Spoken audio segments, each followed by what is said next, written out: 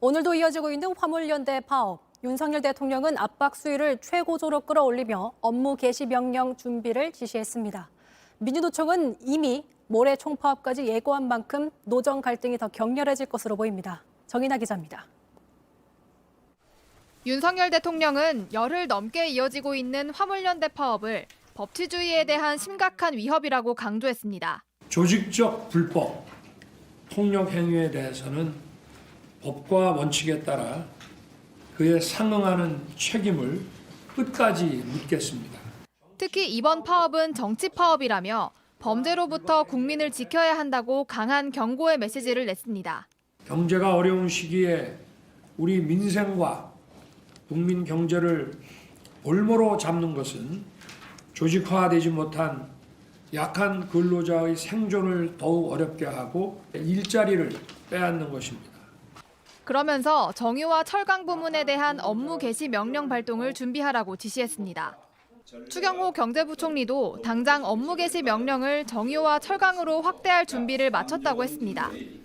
이어 명령을 따르지 않으면 강력한 행정처분을 내리겠다고 경고했습니다. 또 지난주 화물연대가 공정거래위원회의 현장 조사를 저지한 것에 대해선 경찰과 공동조사를 추진하기로 했습니다.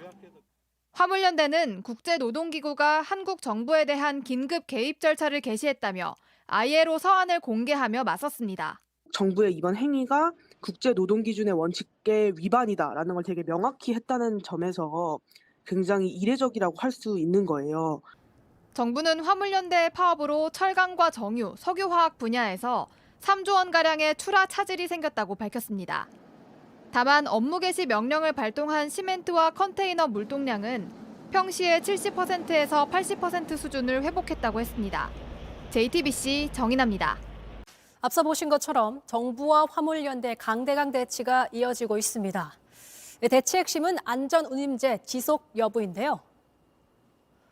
어느 쪽 주장에 더 설득력이 있는 건지 통계로 말하는 뉴스 퍼센트의 안지연 기자가 살펴봤습니다. 화물연대 총파업과 관련해 저희가 가장 먼저 살펴본 퍼센트는요.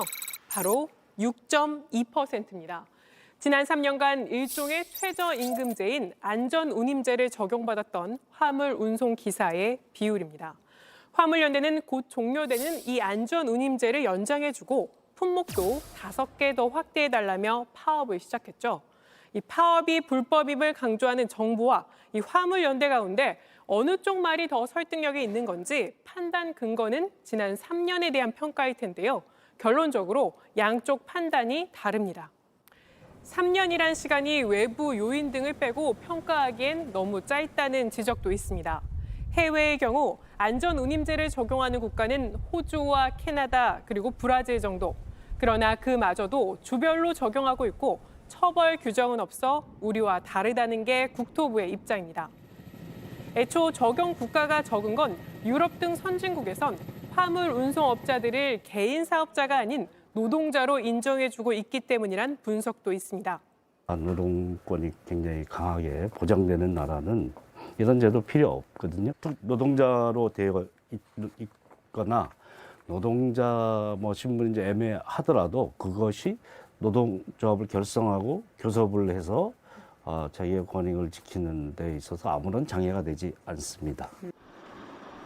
화물 운송 기사들은 안전운임제 이전으로 돌아가는 건 생존권 위협이라고 말합니다.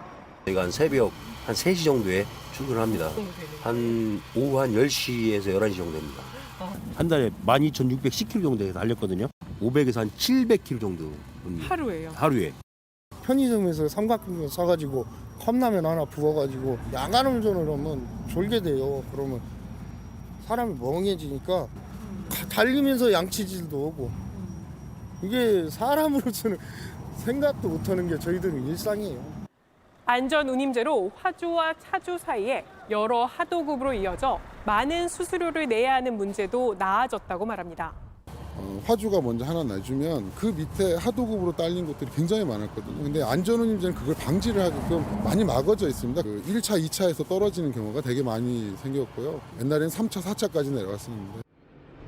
실제로 많게는 5단계까지 거치던 물류 단계는 제도 도입 후 줄어 2단계 이하 비중이 지난해 72%가량으로 늘어났습니다.